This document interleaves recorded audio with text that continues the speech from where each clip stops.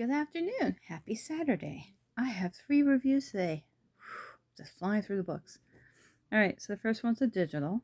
So I'm going to switch the camera out so you can see the cover of the book.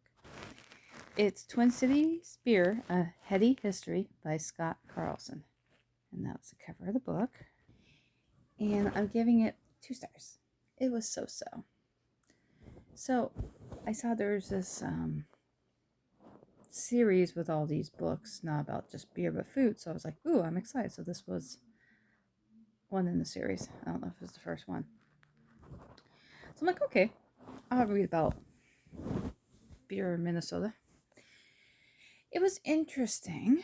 It talked about microbreweries. It talked about old breweries and how long they, when they were in production and then why they closed up, about prohibition and all that. Talked about beer festivals and making your own beer, like at home brewers. So it was all very interesting. I think it was so because while it was interesting, it just didn't wow me. That's the best word I can think of. It was written like, okay, so-and-so started this business. So-and-so failed. This person did this.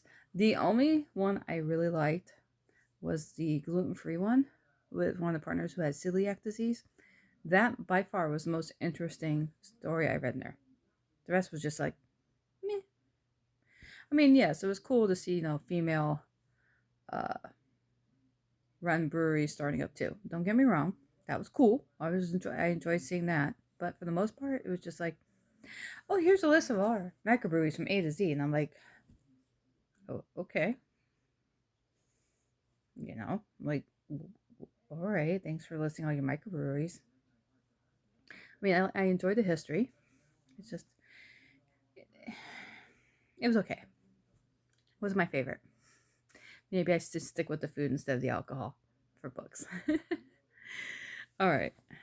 I think that's the reason why they found it okay, because it was just alcohol. All right, so I'm going to switch it around. And again, that was Twin City Beers, A Heady History by Scott Carlson.